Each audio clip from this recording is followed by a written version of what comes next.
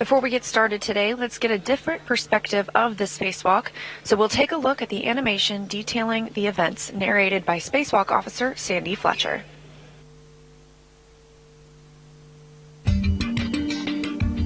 This is the second radio frequency group retrieval EVA. EV1 and EV2 egress the airlock and proceed to the forward face of the truss. Heading port, the crew put down safety tether green hooks and continue outboard of the solar array rotating joint.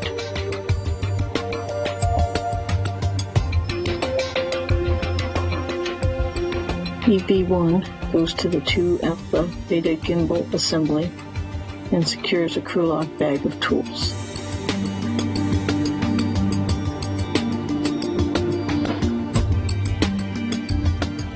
Using the pistol grip tool, EV1 releases 4 bolts on the H fixture and then removes it. EV1 then surveys the worksite.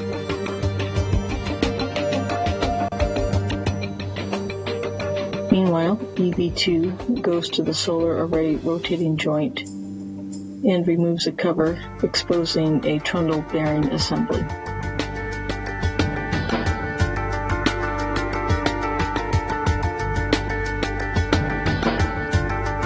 After disconnecting an electrical cable, EV2 uses the pistol grip tool to release 3 bolts and remove the trundle bearing assembly.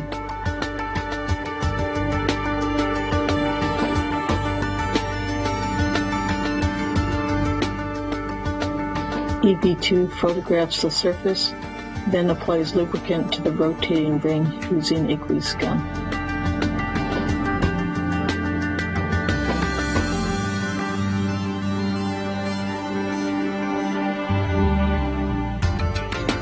Back at the beta gimbal assembly, EV1 continues a photo and video survey of the sites where an ISS rollout solar array modification kit will be installed on the future EVA.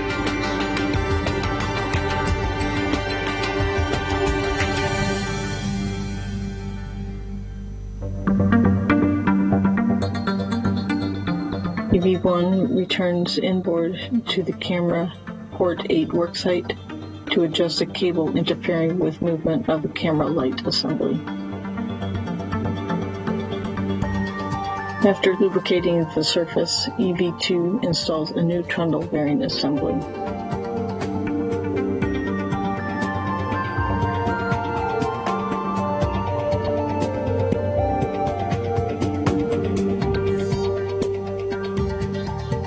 EV2 then certifies the worksite. EV2 surveys the worksite before replacing the cover.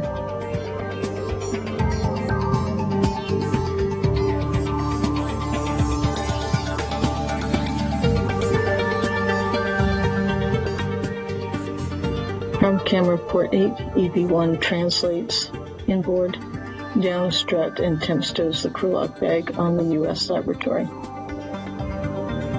EV1 goes to the airlock, retrieves a different crew lock bag, and takes it to the external stowage platform number 2.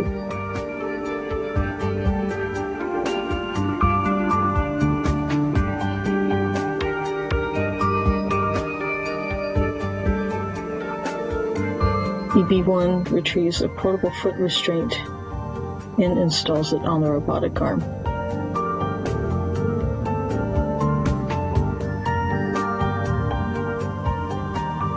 Then EV1 ingresses the foot restraint and the robotic arm flies to the radio frequency group aft position. EV2 returns along the truss back to the airlock, stowing the large bag outside the airlock, and joins EV1 on the stowage platform. The crew work together to fold back the multi-layer insulation surrounding the radio frequency group.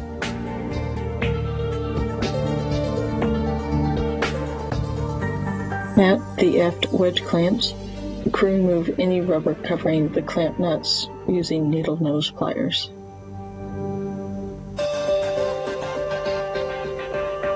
Then, using a ratchet wrench and a specially designed tool, they loosened the 5 aft wedge clamps.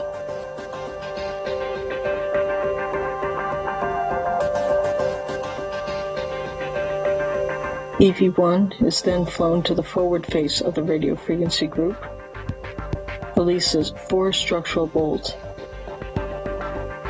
then removes it from the stanchion.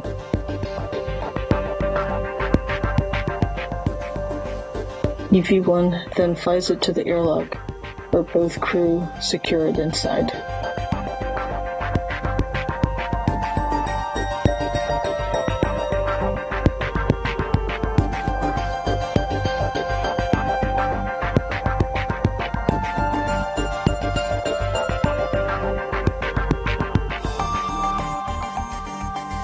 Back at the stowage platform, EV1 egresses the arm, removes the foot restraint, and retrieves the earlier temporarily stowed tool bag. EV2 secures the covering over the stanchion. Then both crew return to the airlock and ingress.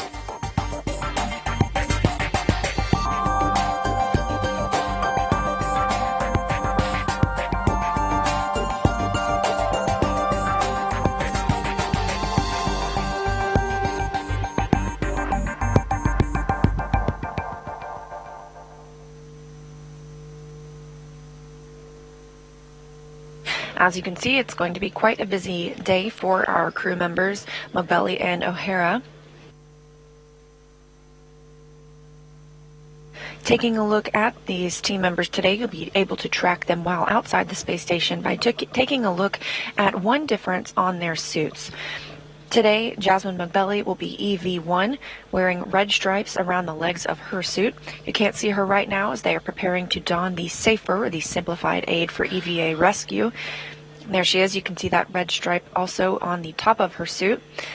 Meanwhile, Loral O'Hara will be EV2, or Spacewalker number 2, and she's wearing an unmarked suit, so no stripes around the legs or top of her suit.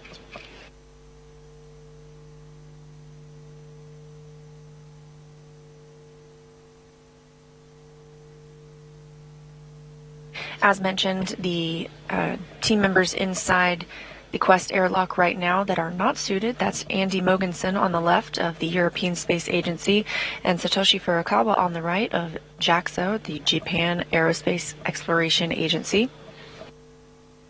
And they are helping Moghbeli don her SAFER. This is the Simplified Aid for EVA Rescue. It's a compressed, nitrogen-powered backpack of sorts. This would allow a crew member to maneuver independently of the space station. It's primarily intended if a spacewalker became detached from the space station and needed to move back. However, crew members remain tethered at all times, and this is a precautionary measure.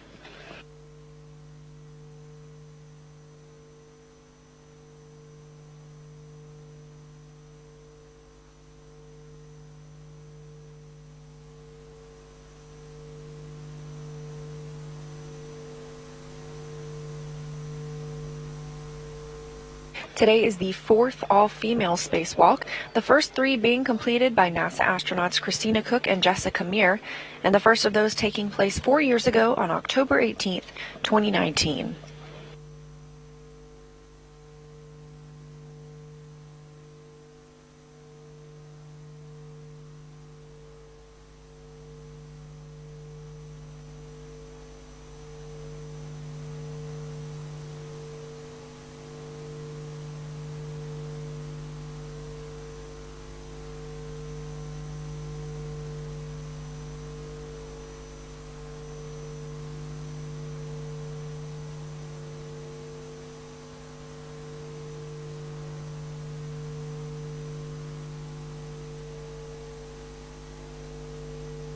We are running ahead of schedule today. The crew members are about 20 minutes ahead of the timeline. They were intended to start the spacewalk at 7:05 a.m. Central Time. However, we may see that come a little bit early as they continue to step through all of their procedures with help from teams on the ground.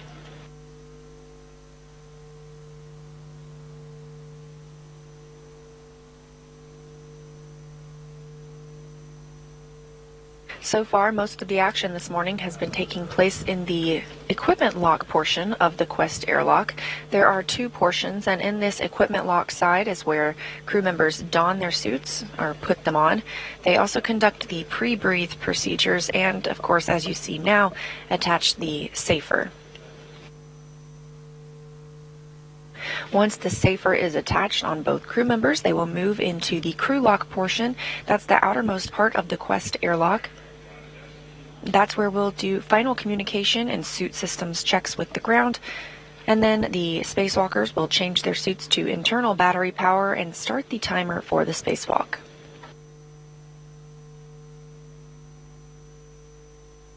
Earlier this morning, O'Hara and Moghbeli were conducting the pre-breathing exercise. This consists of two phases. In the first, the crew breathes 100% oxygen through a mask to begin purging the nitrogen from their bodies. In the second phase, the crew gets in their spacesuits and conducts something called the in-suit light exercise. It's also known as ISLE. This is where they move their arms and legs very slightly just to raise their metabolic rate and speed up getting rid of that excess nitrogen.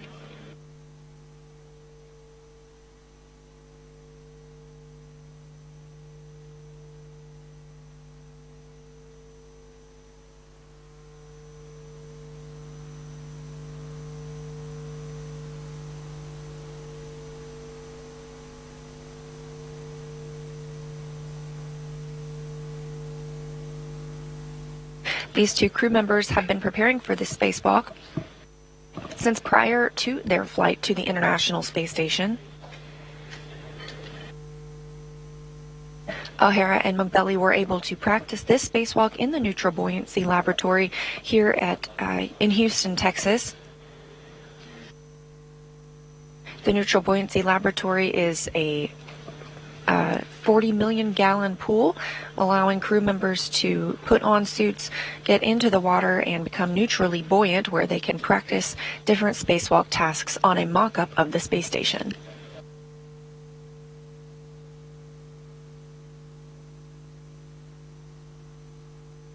Since arrival to the International Space Station, they've also been able to review their procedures, talk with teams on the ground, and they've needed to refit their suits in space in case there has been any spinal elongation or fluid shifting that's occurred since they've arrived.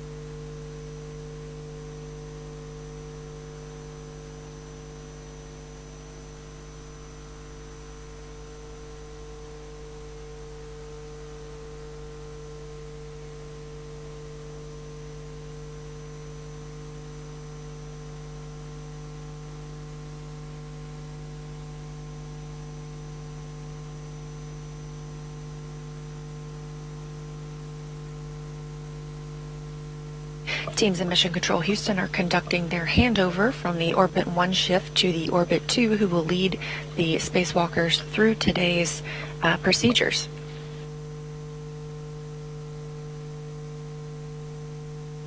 The International Space Station itself is currently flying 265 statute miles over Australia. It's entering an orbital nighttime, and once our crew members get outside today, you'll see a handful of sunrises and sunsets as the space station sees 16 each day.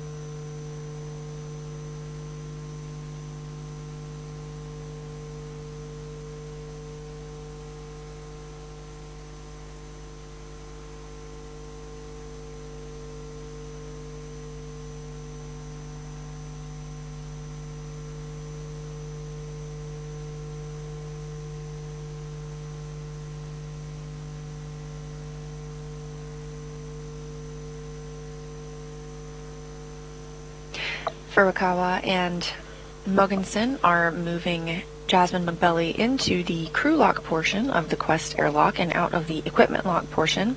Her safer donning is complete. Meanwhile, they will begin that process on NASA's Loral O'Hara. You can see her again. She's EV2 numbered today. She is wearing white stripes around the legs of her suit. In comparison to Jasmin Moghbeli wearing the red stripes on the outside of her suit, so you'll be able to keep up with who is who once they're outside the space station.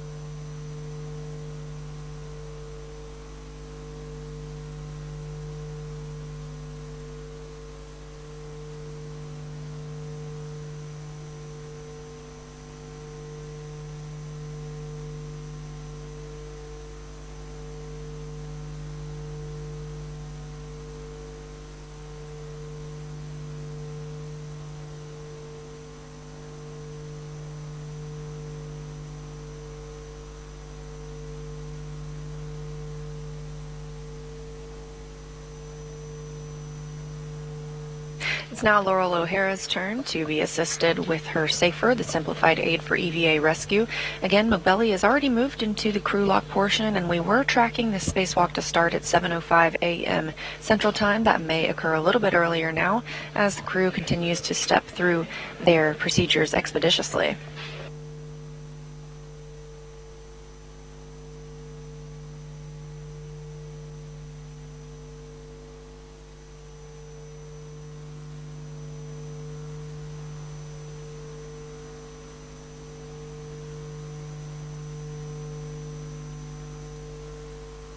A reminder again of some of the tasks that the crew members will be working on today. Moghbeli and O'Hara will exit the Quest airlock to remove an electronics box called the radio frequency group from a communications antenna on the station. This radio frequency group, or RFG as you might hear it called, is from a unit installed in 2021. And it was previously swapped out, the entire unit, by Tom Marshburn and Kayla Barron on US EVA 78. They left the part of the degraded unit on the truss, and earlier this year, Steve Bowen and Sultan Onayati got part of the unit removed, but not this radio frequency group. They ran into some trouble, so teams here on the ground have been troubleshooting next steps on how to best remove this portion of hardware. They've also developed a special new tool that'll be used today, a type of wrench that will help them secure the radio frequency, or secure the station on which the radio frequency group is placed, and remove the radio frequency group altogether.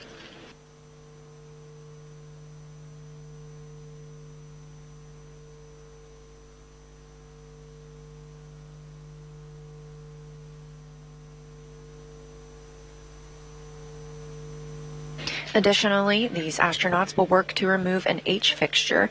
This is to help install a new International Space Station rollout solar array known as an IROSA in the future. We have installed a handful of these over the last several years.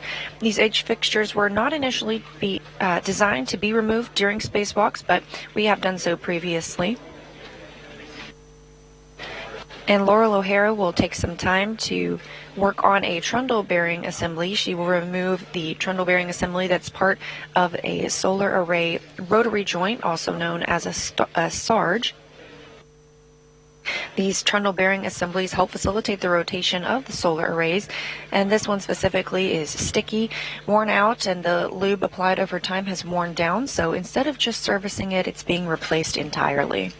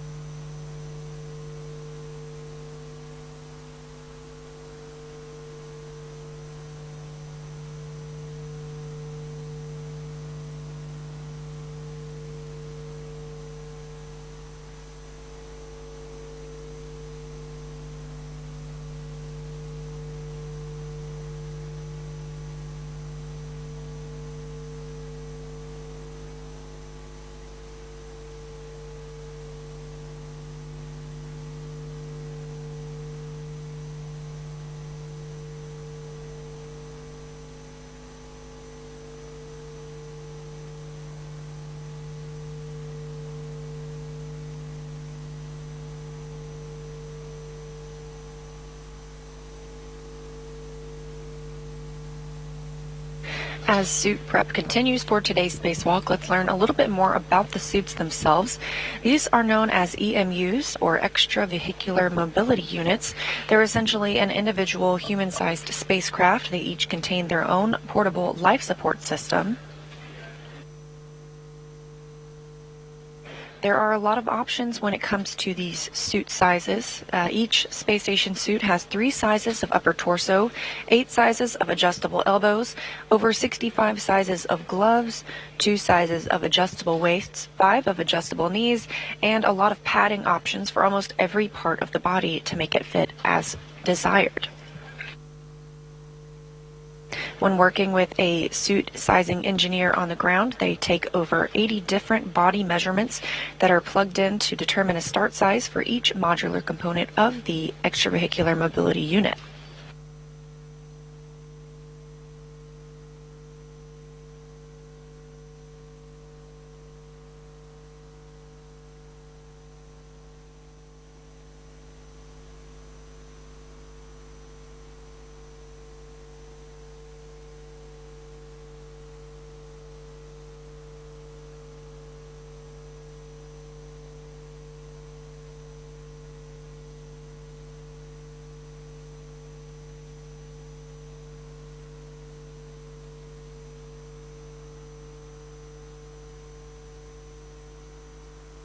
These extravehicular mobility units, or the spacesuits that you see today, have 6 layers and provide atmospheric containment, thermal insulation, cooling, solar radiation protection, and micrometeoroid or orbital debris protection. So of course, we mentioned the space station orbits the Earth about 16 times a day. So there are points throughout the spacewalk we will see today when the astronauts are in direct light from the sun. There are other times when they are in complete darkness. So these cooling and thermal units in the suit help regulate their temperature as their environment fluctuates from one extreme to another.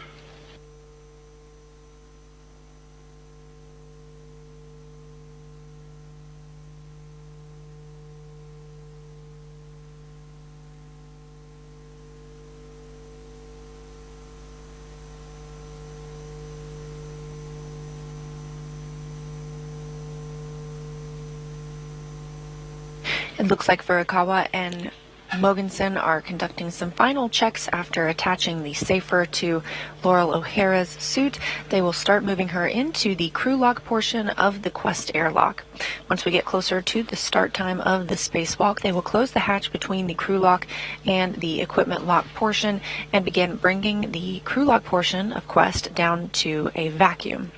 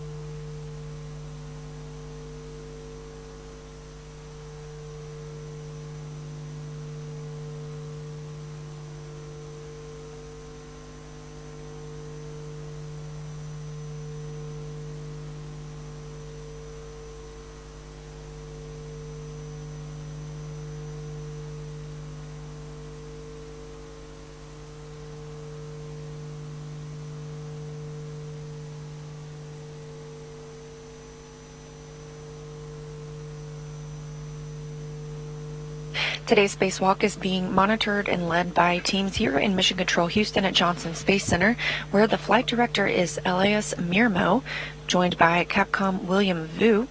Spacewalks call for an additional Capcom of sorts known as the Ground IV, who will be relaying procedures to O'Hara and Moghbeli throughout their spacewalk.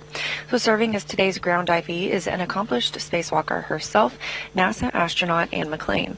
Looks like she stepped off console just before we get into the procedures where the crew will begin the depressurization of the Quest airlock. The lead spacewalk officer today is Sandy Fletcher.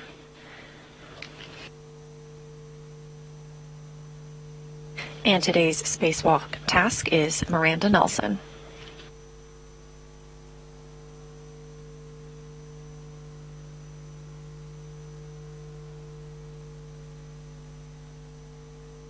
Again, this is the Orbit 2 team in Mission Control Houston. This room is monitored 24 hours a day, 365 days a year, as astronauts live and work aboard the International Space Station.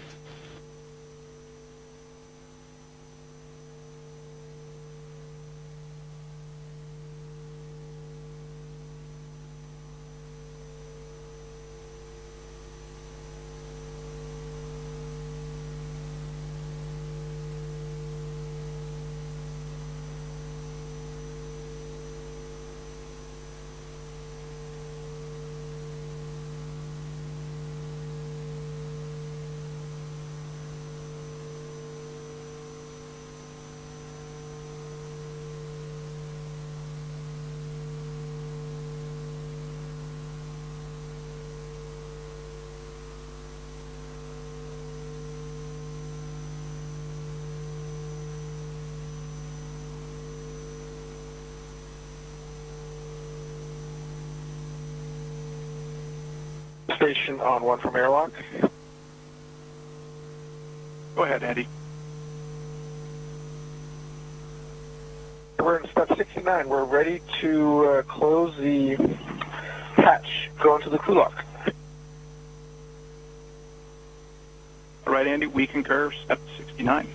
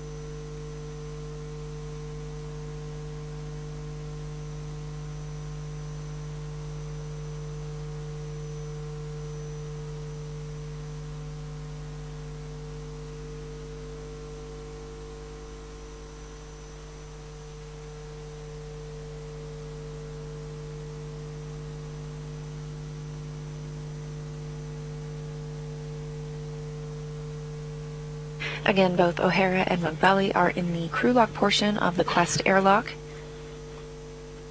They've just received the go to close the hatch between the crew and equipment lock. They'll then start the depressurization process of the crew lock side bringing it down to a vacuum so that the astronauts can open the hatch and start their spacewalk. U.S. spacewalks officially begin when the spacewalkers switch their suits to internal battery power.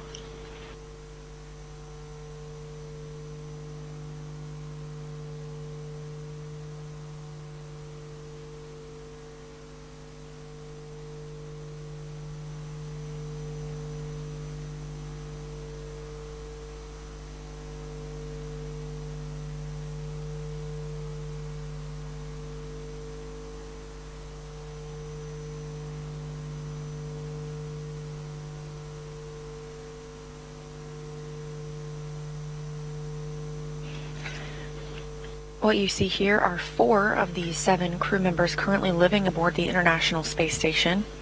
Also aboard are Sergei Prokopyev,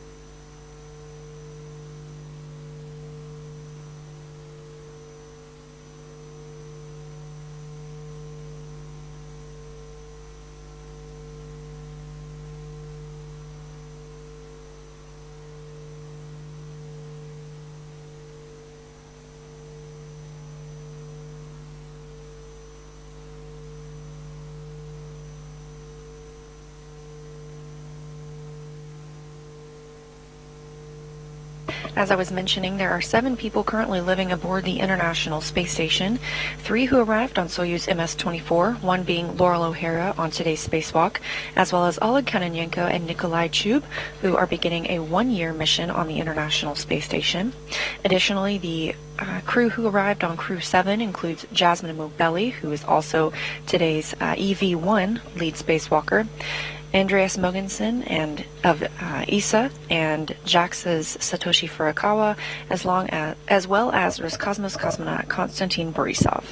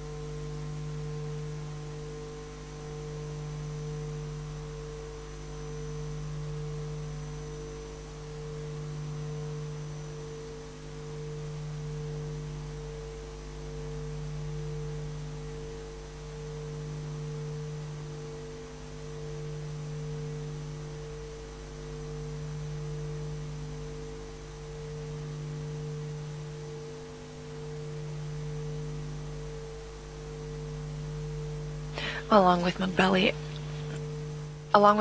and O'Hara in the airlock are some of the tools and spare parts they'll be using throughout the day.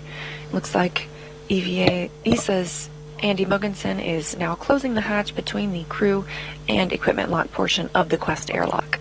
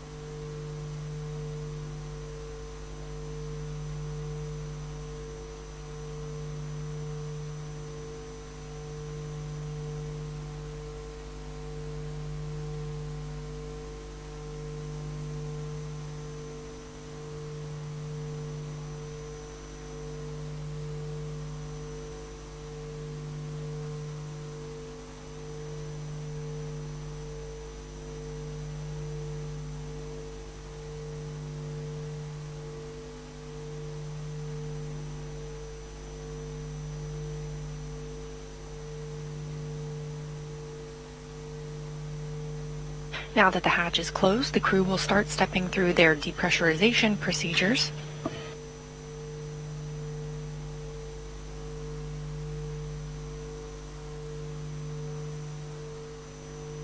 They'll be bringing the airlock pressure down to less than 0.5 pounds per square inch, as close to vacuum as possible in preparation for opening the hatch and exposing themselves to the vacuum of space.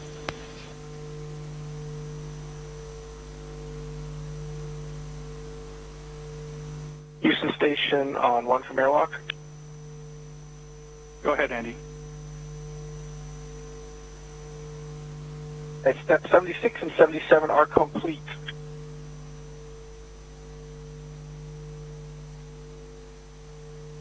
Copy, Andy. 78 has been complete by ground, 79 in work by ground.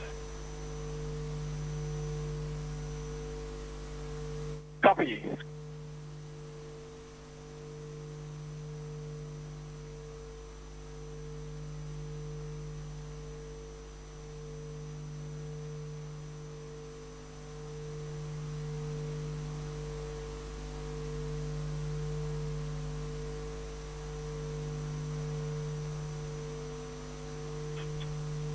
EV crew, Houston, good morning, Jaws and Loral. Just a heads up, we're working on getting you a hot mic. We're not quite there yet, though.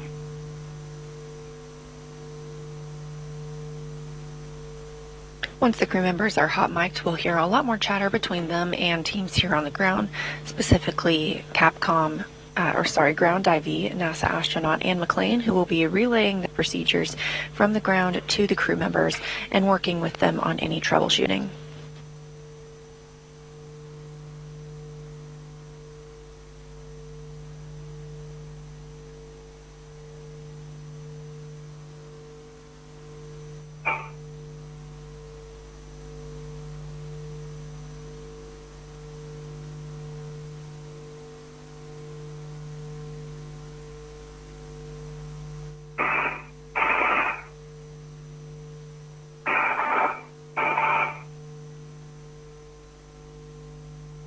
No. EV crew, Houston, you are now hot mic. But thanks for configuring it. Copy, hot mic.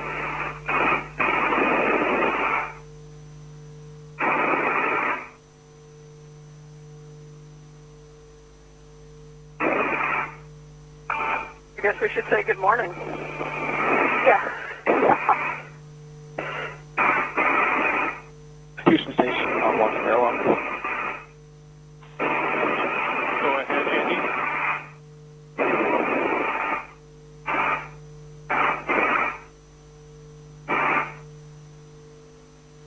IC-81 is already done.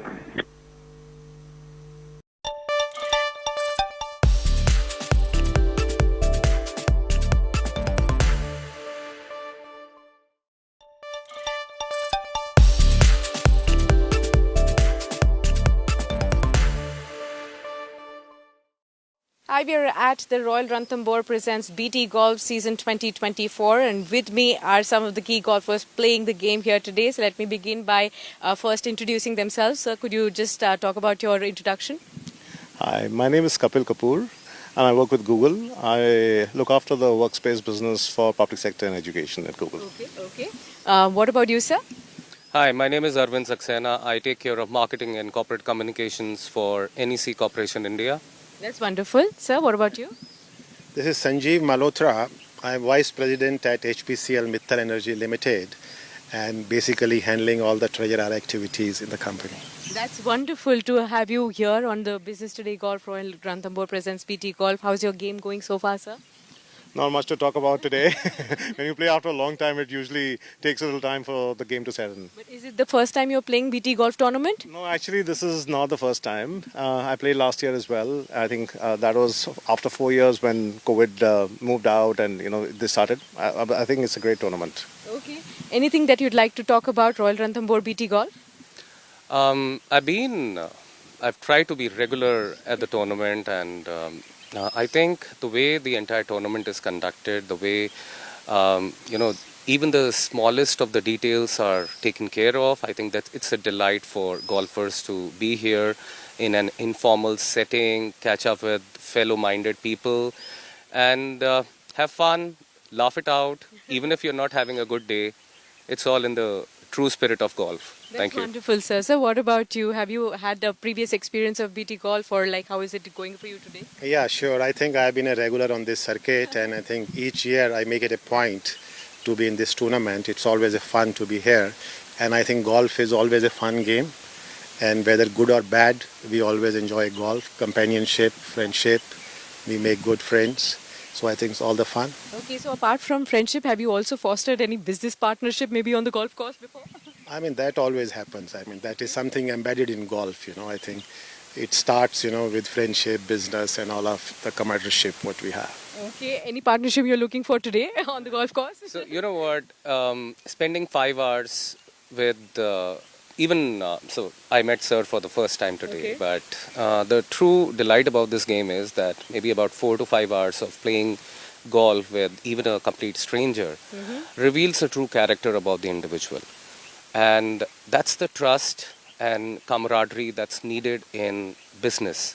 So if you strike a chord well, you will definitely end up doing business, or at least exchanging some talks related to beyond golf. That's wonderful. What about you, sir? Have you had any luck with the partnerships on a golf course? In the past, yes, but I think this tournament specifically, and Arvind and I have been good friends, and I think this is an opportunity for us to catch up as to what's happening in the industry, what's happening in his life, both professional and personal. So I think it gives a good mix of both professional as well as personal. And you're right. I mean, you do meet up with some of the people who make a difference in your life, both professionally and personally, and these are the relationships that carry forward then. Okay, what is your personal golf style, sir? I think golf is a handicap. What's your handicap? Oops, that's a wrong question to ask on television. But yeah, I mean, I think the whole idea about golf is it's you're competing with yourself, and the whole game is between the 2 ears, right? I think it's a mental game, and it helps build a lot of character within you. Yeah, I think that's the key that I think golf is all about, and that's what gets me to the golf course. Amazing, sir. Any particular lesson that you've learnt on the golf course you implement in your personal life or professional life? Never give up. You may have a bad score on a particular hole. Yeah. Don't give up. The next hole is a whole new beginning altogether, and that's what happens in our personal or professional lives. Yeah. Just don't give up just because of one bad instance. So just keep on going. That's a wonderful lesson. What about you, sir? Any particular lessons you've carried back into the boardroom with you from the golf course? No, I think it's a matter of trust. The people you play with, then you get to know them. So, I mean, there's the trust and all that comradeship which comes along with that. Okay. Yeah. Any favorite in terms of golf courses? You must have played everywhere. Which is your favorite course? I think this is one of the very good courses on this NCR region. Okay. And you have a couple of other ones. I think DLF is one, which is equally good. But we enjoy playing in the serene atmosphere and all what you have here. Right, wonderful. What about you, sir? Any particular golf courses where you really struck very well? You know what? Golf or a golf course is like an ice cream. Doesn't matter which flavor it is always good to your taste buds and your senses. So all the courses are All good. right, all the very best to you, and thank you so much. And with that, we will continue to get you all the conversations from here at Royal Ranthambore Presents BT Golf.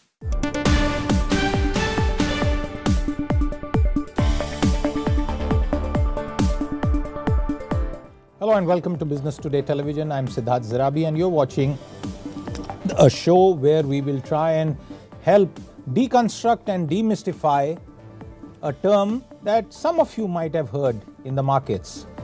You've heard of coffee can investing, you've heard of sip by sip investing in mutual funds, but have you heard about a cockroach portfolio investment strategy?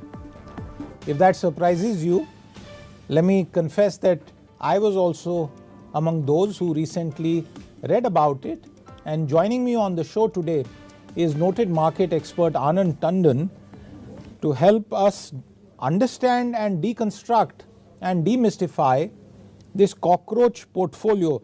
Welcome to the show, Anand. It's been a bit of a rough time for investors in the recent past in the Indian market. We saw a correction on account of factors and events that were not considered possible just as when they happened.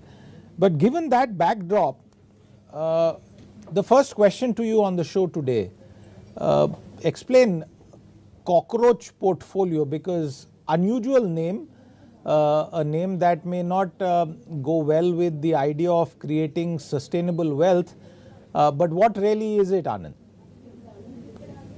Thank you for having me. As you note, the word cockroach tends to be a little repulsive, but the cockroach has a very interesting property. It is probably the only creature which will likely last a nuclear attack. So the word comes from there that, what happens when the market is so volatile that you are unable to make predictions, and you therefore cannot position yourself in terms of a scenario. Remember that any asset allocation we do essentially assumes a certain scenario. What if you don't have a scenario in mind, or you cannot predict one with any degree of certainty? You would then need to have an all-weather portfolio, a portfolio which basically doesn't take a call on where the market goes and is able to survive high degrees of volatility. So that's where the name comes from. And the scenario that this thing came about in the 70s in the US, where we had a situation where we had an oil shock and very high interest rates, and as a consequence, because of the inflation going up, the Fed had to allow very high interest rates, and the economy was moving down. So you had a strange situation where you had high inflation at the same time a depressed economy, and that was the time when it became a little interesting, because normally when you are looking at asset allocation, by and large, we tend to have 60-40 as the basis on which most people build their portfolios. 60% equity, 40% debt, and so on. The challenge here is that this automatically assumes that the market is growing and inflation is kind of under control, because when the inflation is high or interest rates are high, bonds won't do well. But if interest rates are moving up but are low, you would have a situation with growth plus low inflation is a great place for stocks to go up, and so on. So a 60-40 portfolio is the usual benchmark, but it does not take into account scenarios in the market where there is stagflation, or where there is a situation where the markets are not growing or the economy is not growing, and yet you have sustained high interest rates. So there was an asset allocator called Mr. Brown who actually came up with this idea, and he basically suggested that you should have an equal weighted portfolio which takes into account stocks, bonds, cash, and commodities. And that essentially is, in a very crude sense, is what a cockroach portfolio would be, which would take into account market scenarios which would be all four quadrants. And when I say four quadrants, really what we are looking at is you can have either an inflation or a deflation, you can have either growth or degrowth in terms of the economy. And therefore, we are looking at saying that all four combinations of inflation, deflation, growth, and degrowth, you should be able to have a portfolio which is reasonably stable. a reasonably stable portfolio. And viewers, as Anand Tandon was helping us understand this, let me just add, we have seen the last 3 years, in fact, with the onset of COVID, that unusual events, black swan events, or events that were not at all on the horizon, at least from a markets and investment perspective, have occurred with regular sort of certainty. In fact, the only thing that is now certain is that there could be a surprise at the next bend on the road.